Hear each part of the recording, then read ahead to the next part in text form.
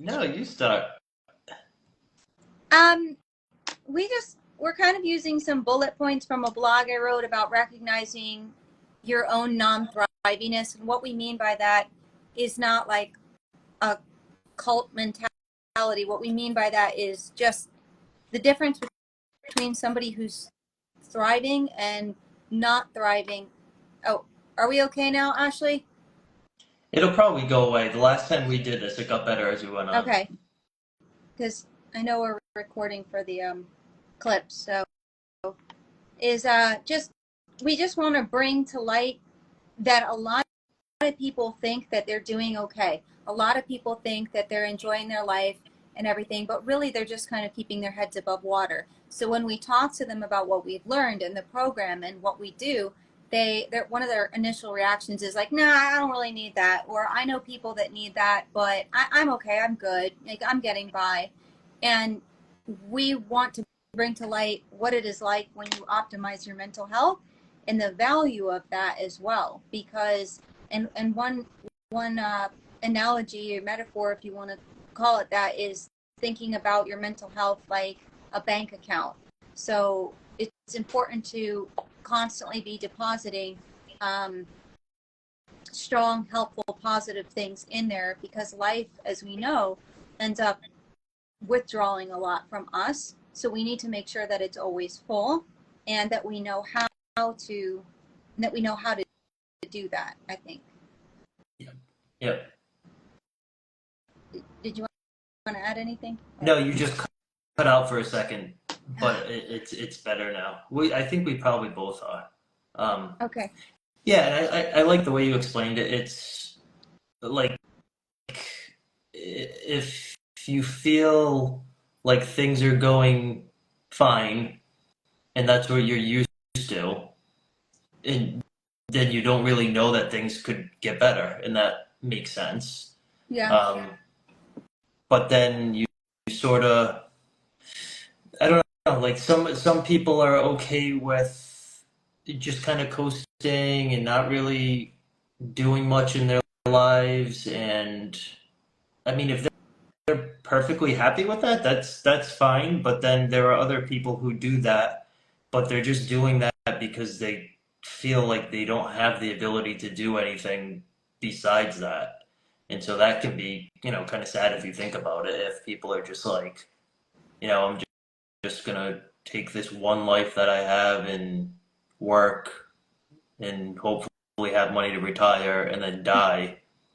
Like there's so much more you could be doing in between that time period. But some people just think like they're completely powerless and they don't have, life happens to me and I can't do it because of X, Y, Z, whatever. So I think, and I honestly didn't even really mean to tie it into the Thrive program and like what we learned and what we actually help people with. But that's what it is, if you feel powerless and you feel like you can't really make things happen, you're not going to, if that's your belief. Um, Yeah. Yeah. I sketched on in my notes hamster wheel, because I think so many people, especially nowadays with the economy the way it is and everything, they just feel like maybe that area, that domain of powerful others, like, well, I just have to keep going. I just have to keep my head above water. I don't have time for anything else. And, the man, looking over your shoulder and everything. But there's ways not only to think differently and more powerfully about that, but there's ways to, in a sense, like outsmart the system so that you can still enjoy those times in between. Like, for example, I would say don't come home every night and just turn Netflix on and just veg out. Don't do that. Read a book. Do something productive. Take the power back. Um, Make sure that you're spending meaningful time with the people closest to you, for example. yeah, yeah, that's a good example. And I mean, like you can just little things. There's just so much to every problem that we create for ourselves is just not having perspective.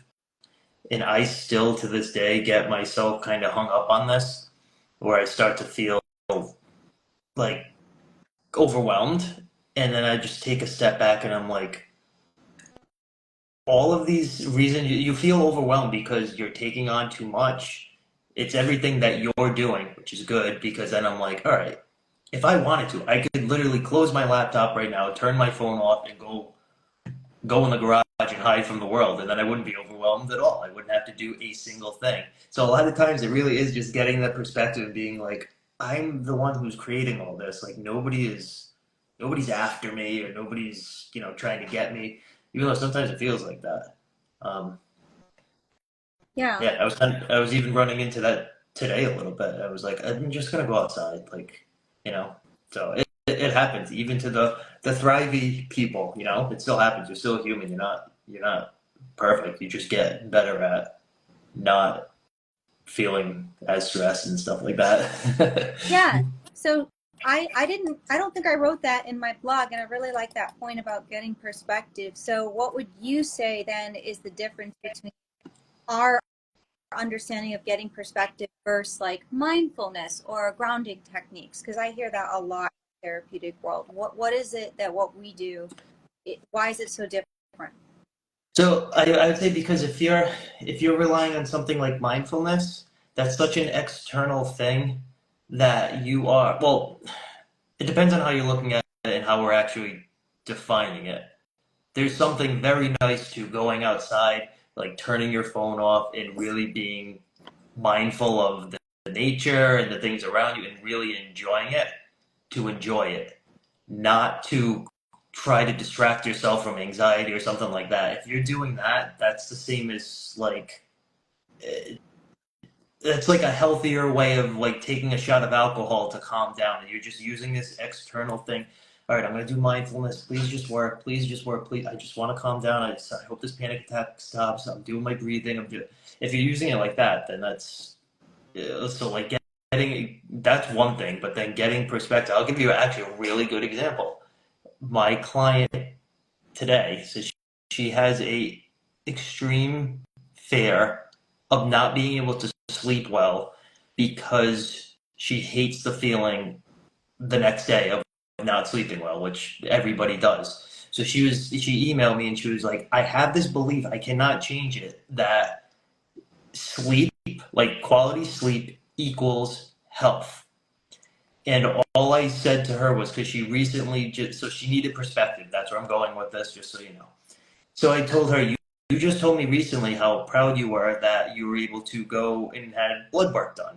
I was like, when the results came in, if they were good, did the doctor say it's only because you sleep well? If they were bad, did the doctor say it's because you don't sleep well? And I said, if you Google, is sleep necessary for good health, you're going to have a million results saying yes.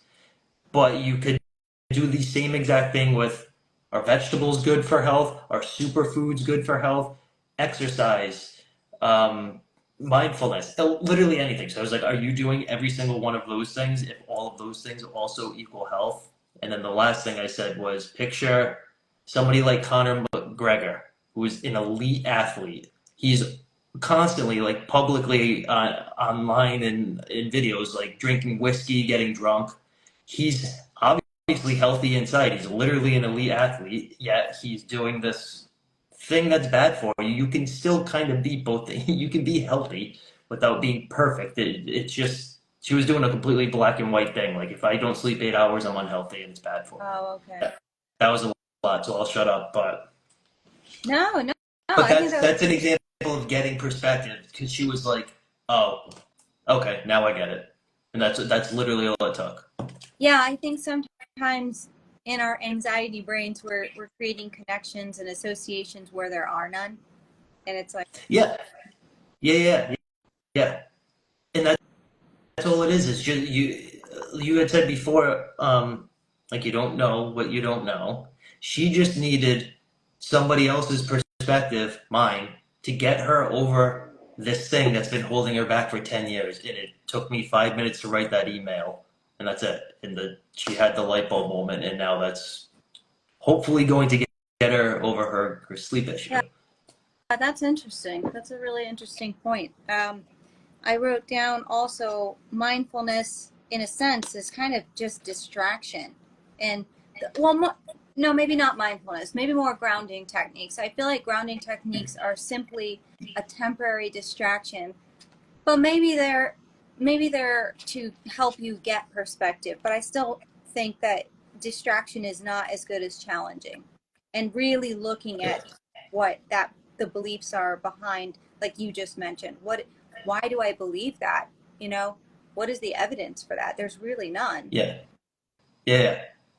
Oh, so that's a huge point. Yeah, they believe, they have the belief or the lack of belief in their ability to either control or cope with whatever that situation is. So they're relying on, all right, I got to do this thing called grounding. Somebody said grounding works. All right, that didn't work. Maybe I'll try this. It's still, you're trying to fix a problem. That's what it is, rather than being like, I can handle this. I don't love it. I don't have to love it at first, but I can handle this. I can do this until you build up that belief, and it a lot of times will take like one try, and then you're like, okay, now I know I can do hard things. Yeah, that exposure. Yeah. Yes, I play the guitar. Oh, actually, um, I forgot the point I was going to make. That's what's hard about lives.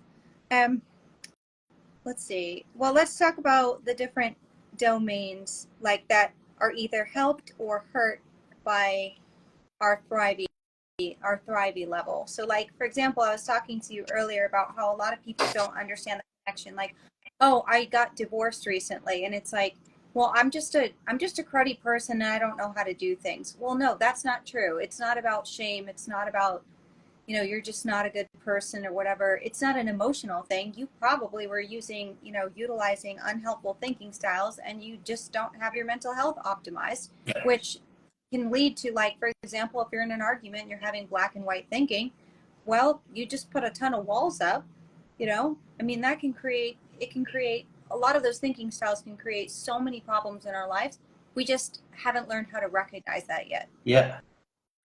All right, so that's a really, really good point. So that one belief, if somebody has that belief, what did you say? I'm a crappy person. Yeah, that's just what they chalk it up to, and then it's like a brick wall. Oh well, I guess Yeah, I'll. so that one little thing, there's so much like that'll hold somebody back in so many areas of life that you probably wouldn't even think of. So if you're going to get, like, if you want a promotion at work, you probably won't even ask for it because you'll be like, why am I even going to ask? I suck. I'm not even going to ask. Or no, I'm not going to go talk to that girl that I find attractive because she's just going to shoot me down. And I could probably think of another 100 ways, like that one stupid little belief is going to screw up that person's life. And it's just a belief. It's not true. To them, it's true. But to the rest of the world, it's not. And they just need to change that little belief, and life will get so much better. That's an all-encompassing one. Like, that's just a huge low self-esteem one that just kind of Pac-Mans everything else into it. Because if you say that, it really is, you've just hit a wall. Because what up all the other opportunities and things in your life, like you said, I mean, it doesn't matter if it's a career or relationship, anything, you just boom immediately. Well, I'm not worthy of that. I'm not really deserving of that because I'm just a crappy person or whatever it is. Like, Yeah. and, Yeah. and So what'd you say? and then it becomes your lenses through which you see everything. Yeah, so an example, I'll use you for an example so I don't sound selfish only talking about me. You, for however long, 20 years or whatever, you thought that you did have this crazy phobia, but you thought that this thing was like attached to you. It was this external thing that you just could not shake, you couldn't get rid of it, and you lived your life like that, understandably, like a lot of people do, because you thought it was just part of you and you didn't know any better. Yeah. That was it was just part of your belief. You didn't If you believed that, I'm just going to get over this thing, which you eventually did, which is what allowed you to get over it. Yeah. I always knew I wanted to, and I had like a thrivey attitude, but I didn't have, we talk about like the beliefs, effort, and resources. I had like the belief that someday I could, and I wanted to put the effort in, but I didn't have the resource in order to do it. And that's exactly why this is so important, because a lot of people see where they want to be. They might be able to imagine it, but they don't know how to get there. And Right. so they kind of just stay in the same place that they've been. And there's another analogy. It's not as lovely, but I think it's basically like a child sitting in like a dirty diaper, basically, and want they don't want, you know how they scream and fight you when you try to clean it? They don't want the change. Don't want they don't know what's coming. They don't know what to expect. Oh, this is Yeah. uncomfortable. They don't know what's on the other side of that. So it's like the devil that you know rather than the devil that you don't know. And that is not the way to live. That there's so much more. And Yeah.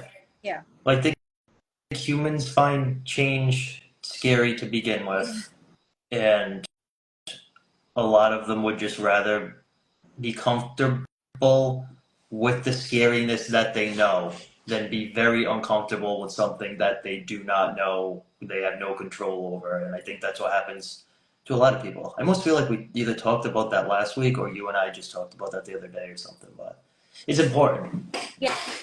Yeah. Yeah, like addressing why isn't everybody working on their mental health?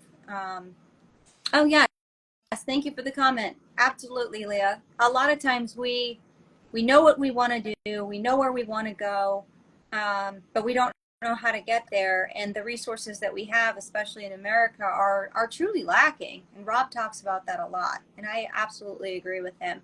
It's just like, I think I've mentioned this at some point. I was going through a really really difficult time a few years ago before Thrive, and I was struggling with intrusive, like suicidal ideation. And I had a therapist at the time, of course, $80 an hour, copay, everything. And when I explained to her, like, look, I'm very uncomfortable. I really want this to stop. Um, this is affecting me in a really serious way.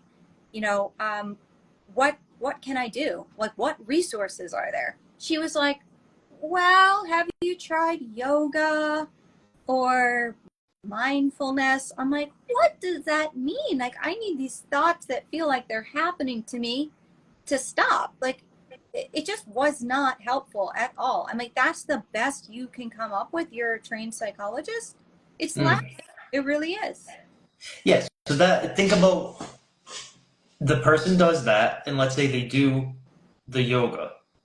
They're doing it in a such an external way, like, oh my god, is it working? I'm doing this stretch. Do I feel better? No, I'm still having a panic attack. No, I still feel awful. Okay, no, this feels, you know what I mean? So it's not going to work, and they're going to feel worse because they're going to be, okay, this lady who has all these diplomas on the wall, who I'm paying $80 an hour for, told me to do this, and it can't even fix me. That's how screwed up I am, Right. and it's just not the case. No, that's such an excellent point, because every single time that we try to overcome something and we don't or can't, we feel more and more powerless, like that experiment with the dogs and the shocking.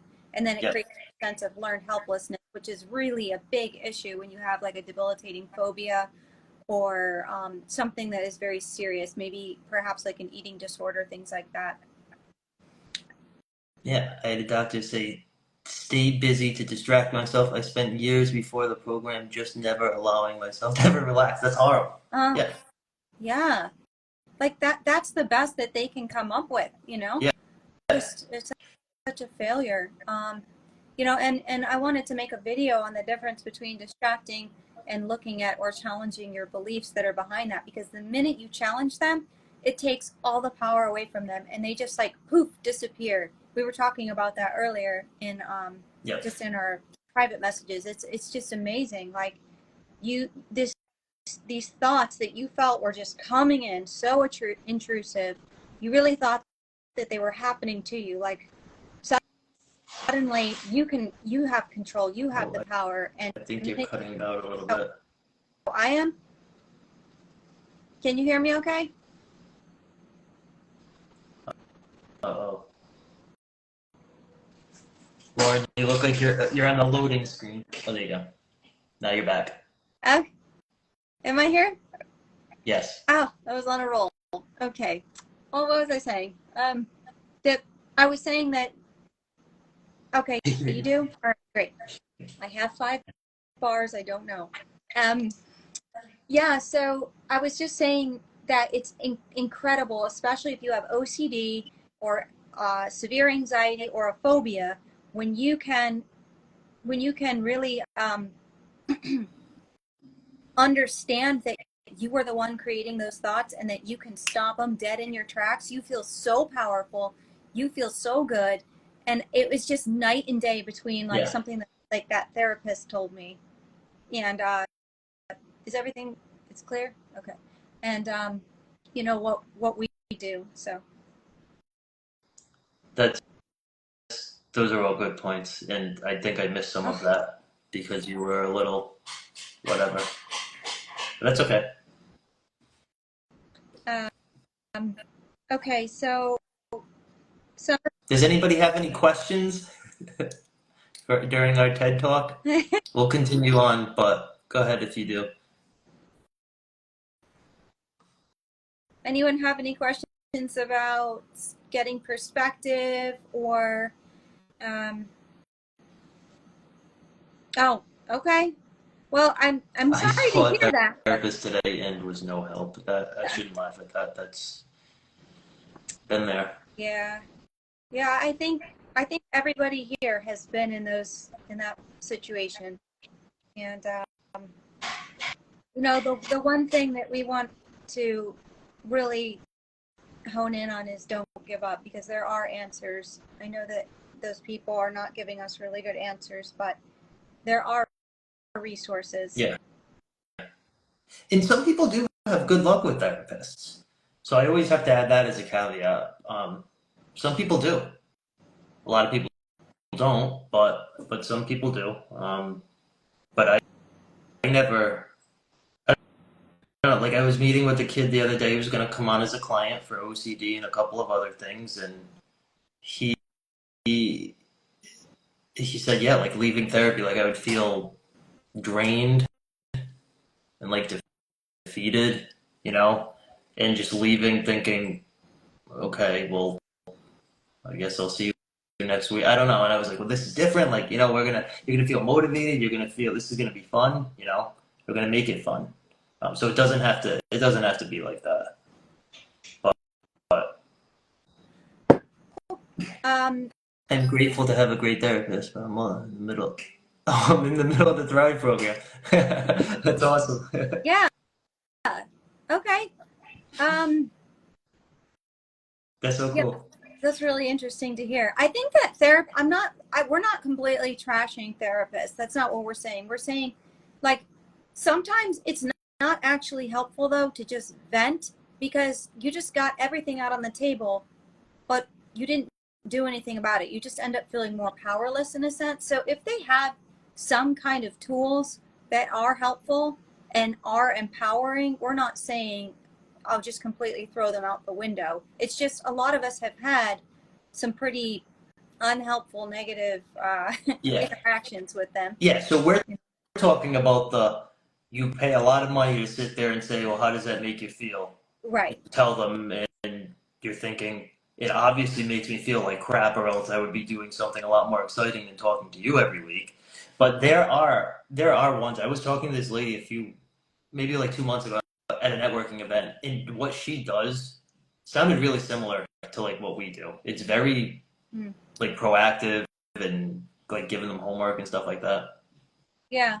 Yeah, I think what I really love about what we do is not so much that we're sitting in a place of authority, but we're transferring that authority to you within a couple of chapters. We want you to understand that you have everything that you already need inside of you and that you don't have to keep I saw a meme earlier and it was like something about this guy, he was crying and it was that Vanessa Carlton song, I need you, I miss or I want you or something like that. It was a joke and it was like, when am I going to see you again? And it's this weird codependent attachment that people get to their therapists. Like, if I don't have them, I'm not okay. If I can't talk to them, I'm not okay on my own. And that is Uh, not what we do. That's uh, what we want. We want you to leave at the end of like 6 to 8 weeks doing everything yourself and having the skill set for the rest of your life is actually your Thrive journey. It doesn't just end. We just teach you and give you, or coach you and give you what you need to then kind of launch. yeah.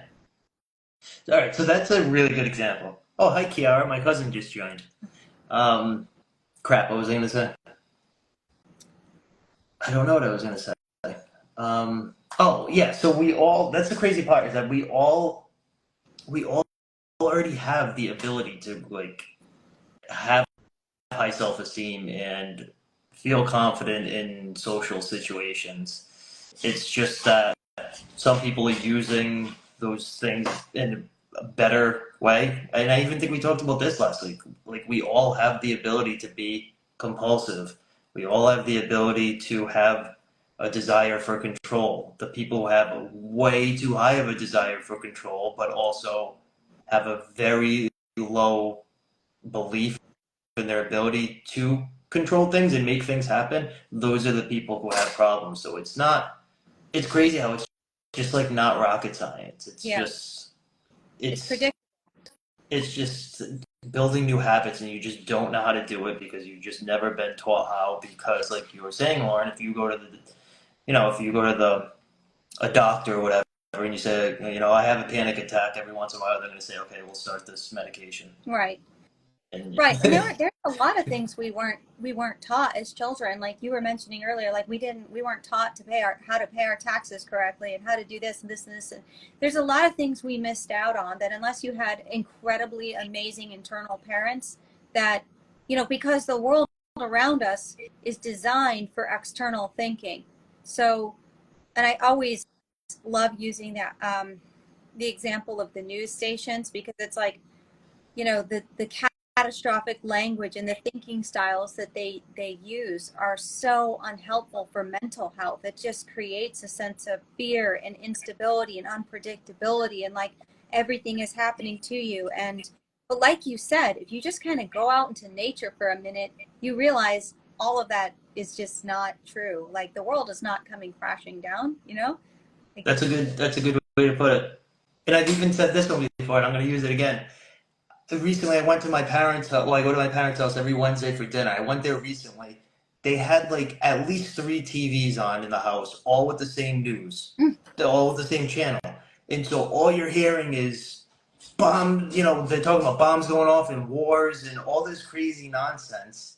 And it is kind of crazy how if you just did what you just said, because like you'll be like, you could leave that dinner and be like, oh my god, like the world is coming to an end. But if you just shut the TVs off, yeah, that stuff is happening, but it's nowhere near you. You don't have to live yeah. in like fight or flight anxiety mode just because. But they said it. They were saying that there's bombs, and they say just calm down. Yeah. You can calm down. Yeah. And that's something that thrivey people are able to do is maintain perspective, stay calm. They minimize things. They don't make molehills into mountains. And it's because really it's all about what you believe about the thing. So if you believe that thing is like this crazy external mountain that's big and scary and hard to overcome, that's what it's going to be for you. So the key is Yeah, to minimize, even if the thing is like, say we're talking about a traumatic experience from your past, that thing is valid. It shouldn't have happened. It wasn't right. We're acknowledging that, but we still don't want to give our current power away. We want to basically give that as least amount of, power as it, and not let it dictate or ruin our current existence. So, um, yeah, I was just trying to think about all the different things on that chart that we have with the thrivey person, and it like explains what a thrivey person is like. And that was one that was just really important to me, yeah. especially if So you just grow up okay, with, sorry, real quick, especially if you grow up with parents who are talking in very catastrophic uh, language around you. yeah, that happened to me. Sorry, mom, but and that's usually what happens. It's one of the parents, if not both of them, or guardian or whoever it may be, just copying them. Um, Right, right, right. Yeah, and that's another thing is when you learn to thrive, you understand and you take responsibility for where you came from and how you grew up, and you're able to disconnect yourself from that. You still love those people, but you just say, you're able to look at your own beliefs and your own foundation and say, who am I? I don't have to be exactly what and who my parents were. I don't have to have the same traditions. I don't have to have the same beliefs. I don't have to have the same language, behaviors, anything. You really just look at yourself and who you are and who you want to become. And that's that self agency that you glean. Yeah. Did you have anything else? We are at about an hour. I'm happy to stay on another few minutes if you want. If you have other stuff. Well, oh, hasn't it only been a half hour? Has it? Oh, I'm sorry. Yeah, I'm sorry. Time flies when you're Okay. having tons and tons of fun. All right, sorry to confuse you. I was like, wait a minute. It's up to you. I mean, we got some people Yeah, commenting. keep going. Uh, let's see. Back to kind of, man, I don't even want to talk about what it's like being non-thrivey. I don't even like thinking about it. um, Maybe just kind of this idea of investing in yourself. What's worth more than that? You know, because a lot of times people are like, well, I don't have the money for that right now, or that's just too much. And it's like, what is more important? Like, is there anything more important? Because it's you. You're walking around like, you're the one that is in control of your life. There's nothing more important than making sure that you are seeing clearly, that you're not looking through, negative lenses and everything. And also another thing is when you first start kind of talking to people, a lot of times they don't realize that they're wearing lenses. They're like, no, that's just reality. I'm not a negative person. I'm not non-thrivey. It's just reality, right? Yeah. So getting people to realize and look at all those different lenses between their reality and experiences is also really important.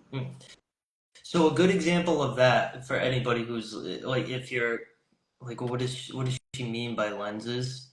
A perfect example, and just because I see it behind me, looking at the thing, is like my guitars. So if there were guitar players um, on this live, some of them would be like, no, I don't like those. I don't like that brand. I don't like that style.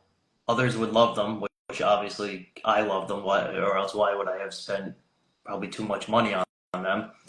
So that's what she means. It's how could they be both things? How could they be crappy but awesome? You know what I mean? So we're not experiencing any one reality, and this isn't some kind of like weird like Matrix thing. Like it's just, for example, I like this guitar because it's one of the guitars that Jimi Hendrix played, and I like Jimi Hendrix, and I like how he sounds, and this and that. Those are my, like, I guess, lenses that I'm viewing that guitar through, and that I don't know how helpful that example is, but like when it comes to like mental health stuff, it's seriously important because if you're, I'll go back to the stupid spider example.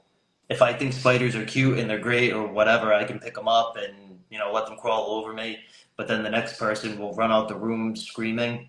The spider can't be all those things. The spider can't be scary, but then also cute to me. So what is it? But it's when you have those light bulb moments and you're like, wait, what? It really isn't the actual thing. It's not the spider. It's how I'm thinking about the spider.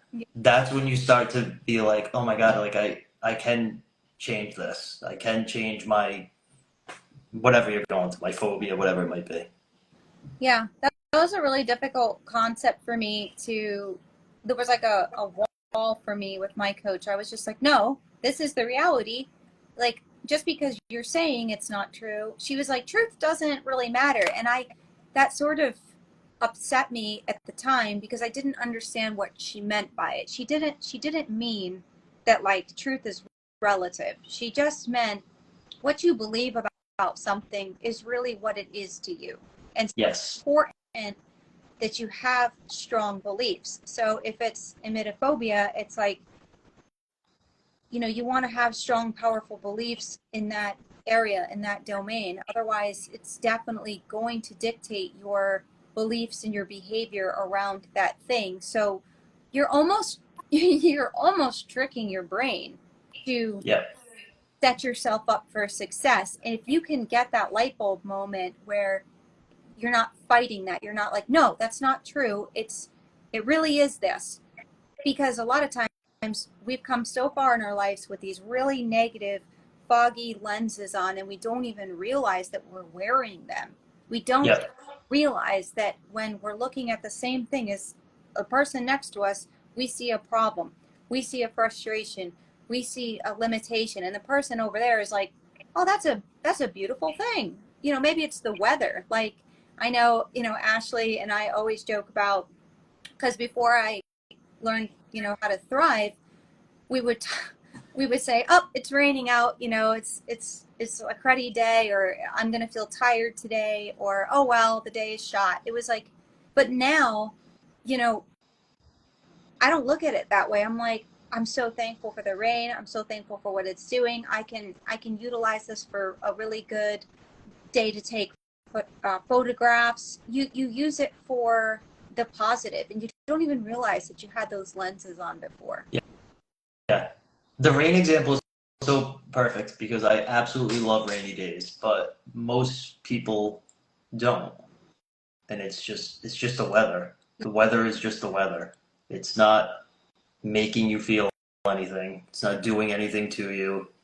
Um, Yeah, yeah, and that's black and white thinking too. It's like, oh, it's sunny, it's going to be a great day. Oh, it's cloudy, forget it. It's out the window. I'm yeah, going to feel bad, or I'm not going to have a good day. That black and white thinking, it just it it creates so many limitations for you. So if you don't understand how to optimize all those 26 thinking styles, you're setting yourself up to for things like depression and anxiety. yeah. Yeah. It's And raining. I'm gonna go back to yeah, bed. she always says that. I'm like, no, you don't have to feel that way anymore. You know? But a perfect example um, is crap. What was it? A perfect example is like of why it's your thinking is if you were on the beach or wherever think to be like the nicest place you could possibly imagine. But let's just use the beach as an example. Like drinking a cocktail, whatever, in the sun, you're going to be having better thoughts. Yeah. You're going to be thinking, this is great. I'm with my spouse. The weather is fantastic. This drink is making me feel good. The sun's making me feel good. Like, this is amazing. And so it's because you're having all those positive thoughts, you're going to be in a better mood. It's going to be easier to be managing your thinking because most of your thoughts are going to be Yeah. great thoughts versus, I don't know, here in Rhode Island, if it's like I hate December, January. Actually, no, I hate January, February, March. I don't like those months. It's harder to manage your thinking because you step outside and it's freezing and it hurts. Like, I don't think that's a subjective thing. Sometimes it's so cold, it just hurts your face. And so, like, in that kind of weather, it's going to be harder to manage your thinking. And that's why people think that the weather makes them depressed because it is way harder to manage your thinking in weather that's freezing and all that. Um, Yeah. I think there's something to be said about making internal decisions. Like Rob used that example, and he kind of talked about like the person with SADS, where he was like, well, they could move, and I was like, I think it depends on why you make that decision. Do you make that decision because you really just like warmer weather and you really just want to move somewhere sunny and you enjoy it? Or are you moving there because you can't possibly go on and it's ruining your life and you just feel so external and depressed about the weather? I think you can still make a rational, reasonable decision that's internal. You know, if you realize I don't want to live in London anymore because it rains all the time and I kind of want to live in Costa Rica, that's fine. It's just really what's behind your motivation to do something. If you feel like something has control or power or authority over you, and you've got to, in a sense, run away or get away from it, then you're just creating more sense of powerlessness. But if Yeah. you make an internal decision, like, I want to do this because I like it, I think that's a different place. You're coming from a different place. That's an amazing example too, because if you think about it, if you think that, and a lot of people do, if you think that the weather makes you depressed, you're going to have those kind of thoughts around so many other things in your life. So it's not just that. It's not just it's a gray, cloudy day. Today's going to be a crappy day. You're going to have all kinds of other limiting beliefs that are going to be screwing you up in life. Yes, that's such a good point.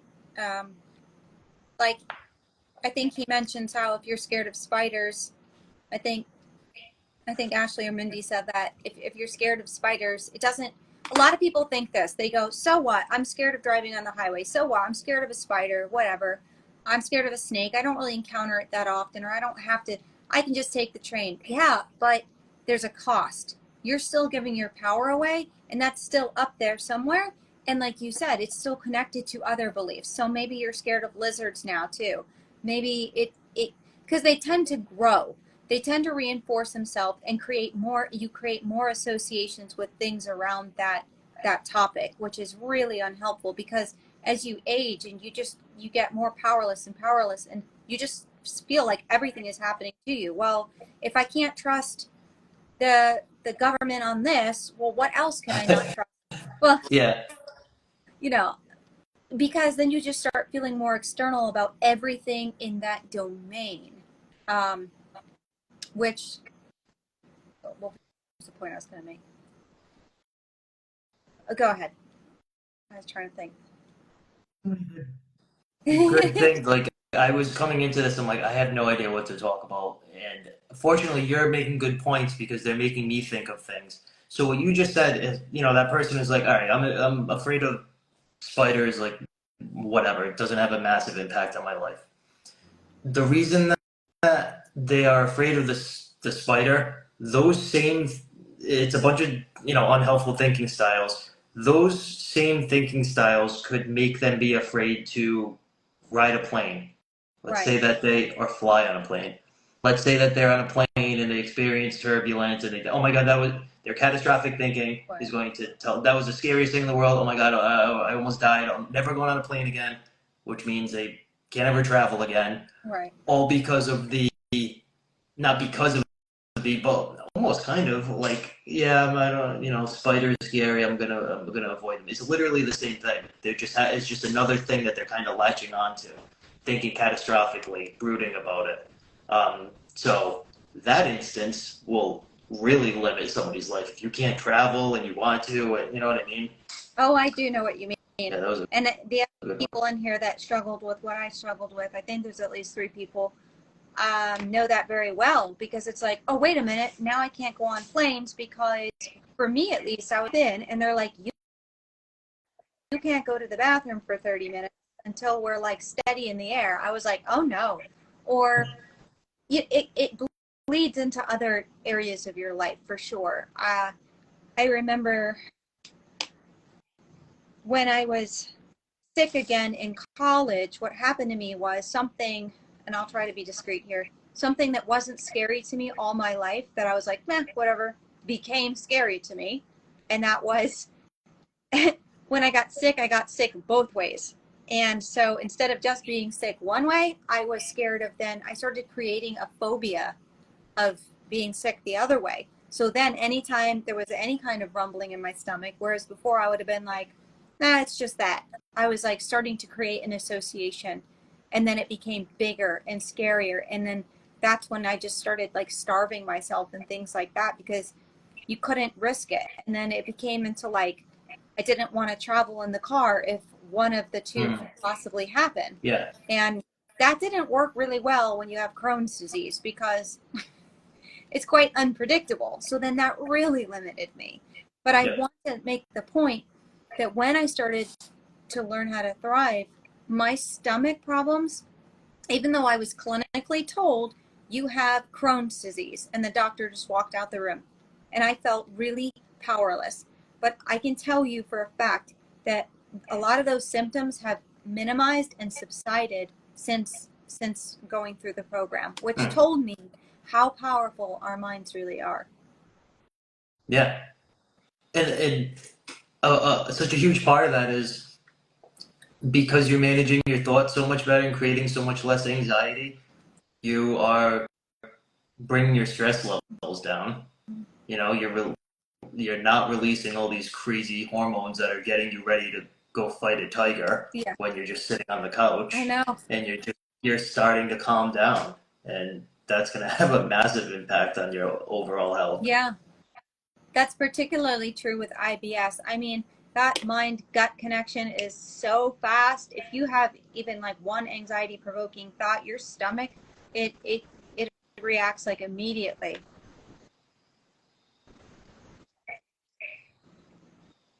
Am I there? Did I break up? You did for a second, yeah. For me, anyway. Okay.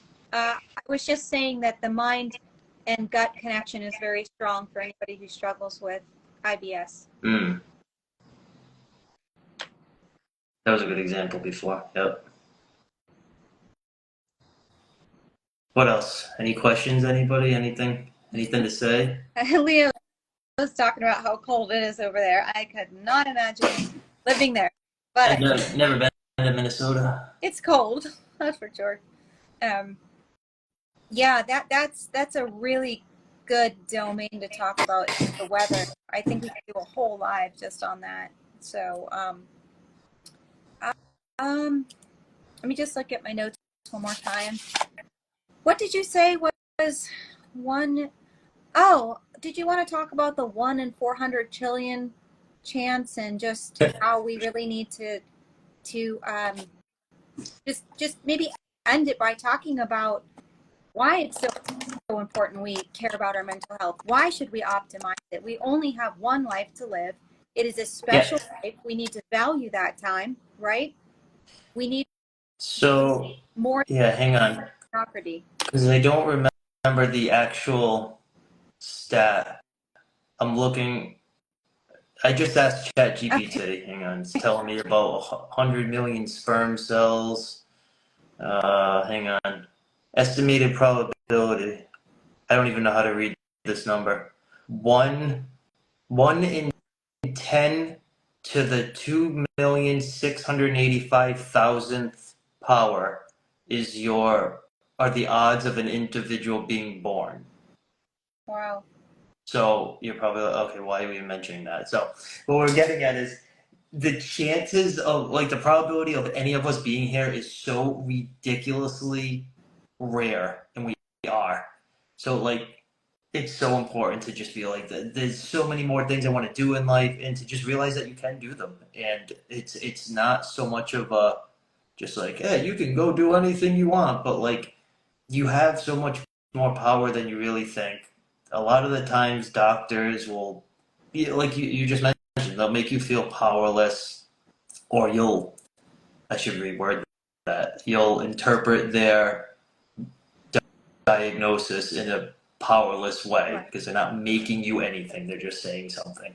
Um, but I, I can't think of any better example than the fact that I overcame panic attacks after having them for 24 years and saying you had all these crazy anxiety disorders when really I just didn't know how to manage my thinking. Like, I can't give a better example than that, other than maybe your example, which is the same thing. You overcame what is known as the most horrible, debilitating phobia that exists in, you know, however long it took, 8, 9, 10 weeks, whatever the hell it was. It doesn't matter. You had it for years and years and years and years.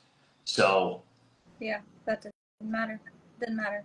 Yeah, and and and the one thing that we hear, and I'm gonna constantly mention it, is everybody says, "I only regret that I didn't do this sooner," because they just didn't understand what they were missing out on. You don't know what you don't know. You don't understand how awesome your life could be. We just want to get the point across. Don't settle for mediocrity. You only have one life. It's very special. It's very precious to you like you're important and you deserve to optimize your mental health because it affects every domain of your life, whether you realize it or not. I remember. I don't know. I don't. What is that? I don't know what you mean. I don't know either. It's so easy to just diagnose anything. You know Right. what I mean? I'm an introvert and I like to stay in the house. I could go tell a doctor that and he'd be like, "Oh, it sounds like you have agoraphobia." But even labeling, but yeah, you're right. But even labeling introversion, it's like you're setting a boundary for That's yourself. Well, a good point. That's a really good point. Totally black and white. Because I'm not. I'm both. I'm somewhere in the yeah, middle. But that's such a good point. and why not leave room for that? I know that like even my personality profile changed after the Thrive program. And the funny thing is, in psychology, we're trained, you're born that way. You're born with your personality style. You know, oh, it's your genetics, it's this and this and this. They just put limitations on things right off the bat. And it's unfair and it's wrong because that's not true. It's not true. That is absolutely ridiculous. Yeah, so that is so ridiculous, and I am a perfect example of that. I used to be a very quiet introvert. Anybody on here who doesn't know me, if you had to put money down, you would say that I'm an extrovert because of the way that I'm talking right now. I'm not. When it comes down to it, I like to, go in the living room, watch Netflix, be quiet over going out and whatever. So it can absolutely change. It can oh, that's such nonsense what you just said. How you're just born, because then that's just going to be a Right. belief too. If let's go do this. No, you know me. I'm an introvert. That's not my thing. And then you're just limiting yourself because of that one stupid word. Yeah. I got diagnosed so that I laughed about it, and then it became reality because I was scared of my life, everything. Okay, I understand a little bit more of that, but not the second sentence. Well, I guess just I'm trying to think of like speaking to what Ashley is saying. Just this whole labeling thing is really unhelpful. It's like, and people, they have the white lab coat mentality where it's like, well, the doctor who knows all this stuff told me this, so it must be true, you know.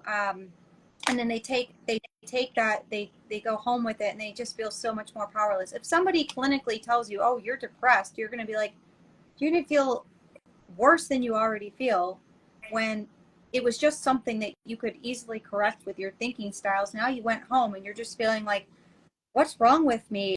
I guess I'm depressed. I guess there's nothing I can do about this. And then it just takes you down a worse rabbit hole. Yeah, because that's the highest authority. Right. It's not like you're not going to say to the doctor, oh, bring out the manager. I want to check with him. I want to hear it from that person. You know what I mean? You were just told by, like, the god of, I don't know, the medical field. They got to be right. I have this thing. I have this thing. You know, I have it. It's my identity. Yeah.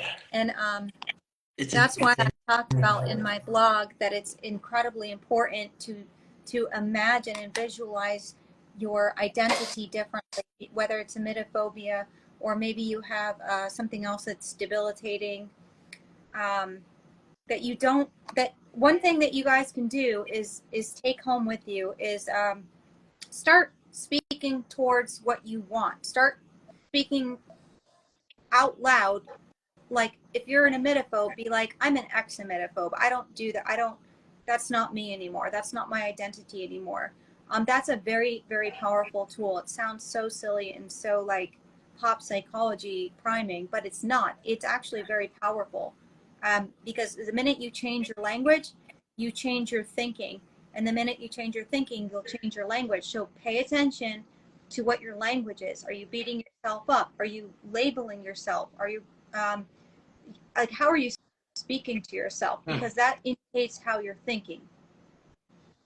Yeah. So that's such a good example, because if you, let's say, okay, I'm an emetophobe. We're gonna go on a boat ride. Want to go? No, I am an emetophobe. I can't go on a boat ride. We're gonna go to the amusement park. I can't. I have emetophobia. I am an emetophobe. I cannot go to an amusement park. You know. So you came to your conclusion. That's it, because that's your belief. Right. Emetophobia equals I cannot do those things that involve people who would be throwing up or me throwing up or whatever. You came to your conclusion, that's it. And now your life is getting a little bit smaller because of that stupid label. And really all it is a habit. Call it a habit, if anything. Yeah. I'm in the habit of creating anxiety around this Yeah. thing. That's literally all it is. It's just a habit. Yeah, you want to minimize it as much as possible. And one of the worst things is like when you join a support group, depending on the type of support group, a lot of times it's actually worse because you just kind of reinforce the idea, oh, I have this thing. This thing's happening to me. I'm a victim of this thing. Well, you don't have to be. But everybody there is colluding with you and telling you, I have it too, and it's so terrible. And do you have this? Well, yeah, I have that. That must mean this. And you're just creating, like you said, your world just gets smaller and smaller and smaller. And all they're going to do is give you their helpful tips of avoiding more, and it's going to make you feel a little bit better in the moment, but they don't realize, and they're doing it with good intentions, but they're making you worse. Yeah. Oh, this is what you have to do to avoid it. This. Okay, great. Now that just made everything worse. Yeah, because avoidance makes it bigger. Because again, your world's getting smaller. Yeah. Yeah. Thank you for that comment too.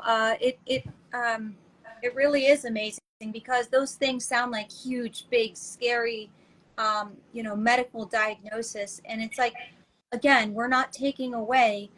Okay, we're not taking away the the severity of the symptom you're experiencing. What we're trying to remove is the big, scary title that makes you feel like you're a victim to something that doesn't even exist, actually, in the first place. It's something that is just an idea. You cover me. Am I there? Yeah, now you are. Oh man, that was golden. Oh, okay. Did I say it? Did you hear anything or no? No. Oh. It might not show up in the recording though. I have no idea. Because before people were saying that they could hear you. Okay. I just wanted to, I was trying to comment or respond to Trisha's comment because she's absolutely correct. It is mind-blowing. You did. Okay. Okay. I heard you. I Don't myself, repeat it. I don't want to hear it again. You did. Okay, thank you guys. Damn. Okay, Okay, so we did something on my end. Okay, that's helpful because I was like, I think I said that in a clear way, and I don't want to try to do that again. Yeah. All right. Cool. So that's good. But now you don't know what I said. Yeah, it was this life-changing thing that I'll never be able to hear or apply to my own life. You already know it. You already know it. It's fine. But yeah, we just want people to understand that you're not a victim of this imaginary entity of like anxiety or depression. Again, we're not, and I'm just going to repeat this for Matt, we're not invalidating the experience of the symptoms. Like if you have emetophobia, your symptoms are very severe and they're very debilitating. That's not what we're saying. Absolutely it is. If you struggle with bipolar disorder, all we're trying to do is give you the freedom and the understanding to know this thing isn't happening to you. And if there is something medical underlying whatever you're struggling with, you can still manage your thinking around that and minimize the severity of the symptoms. And that's what's important, because if you're feeling like a victim, if you're feeling powerless, the symptoms of whatever that thing is that you're dealing with, like let's say it's cancer or something, are going to be experienced in a worse way. It's going to kill you faster. Like we literally have the research that shows that if you are a thriving person, you will either overcome or live longer with cancer. That is powerful. Yeah, some guy just did a testimonial for us, Danny Fairbrass. Oh, yeah. I don't know exactly who he is or what he does, but he's I don't know if he's a celebrity, but he's not just an average person like us. And he is like the biggest advocate of this, like, of Thrive, and like nobody even asked him to be, and he's living with cancer. Literally has like tubes coming out of his side during the podcast, and like they zoom in on it. It's actually pretty gross. But he is like the thriviest person I've probably ever seen in any of the testimonials, and he's kicking butt just because of his mindset. He had to learn it. He wasn't always like that, but he went through probably with Rob through the program. Yeah. And yeah, now he's kicking butt. Yeah, I listened to their podcast. It was really inspiring. He does, I think, pro bass fishing, which is not really something I'm into, but I found the podcast really interesting. I put it on my website because it's such a powerful, he's in pain like 24/7, and he's still, Yeah. He talked about different experiences that he had. Like, for example, he had to process, when he first found out, how he processed it was like he allowed himself to cry. He allowed himself to experience those feelings, but then he didn't ruminate. He didn't linger in it. He got up and he kept going, and he did what he had to do for his kids at that time. And so there's like a healthy balance between acknowledging something, validating it, but not letting it have control over you and not being a victim to it. Yeah. Yep. I like that. What else? I was going to say one other thing. I forgot what it was. Oh, yeah. For anybody who's listening, one of the most powerful, well, I guess it wasn't an actual research paper. It was just something that happened to Rob. He was working with a woman. He was speaking with a woman who worked in a child's, what is it, a leukemia treatment. Yeah, you could tell who was going to live and who was not going to live just by how they were talking, I think. How they're acting, like if they're clinging on to their parents, if they looked scared, if they looked powerless. She said to him, it's really sad because we can tell right off the bat who's going to live and who's going to die just by observing them in like the waiting room. That tells you that if you have a thrivey attitude, a thrivey mentality, that does something for your immune system. It does something for your just general psychology. I mean, it's very, very powerful.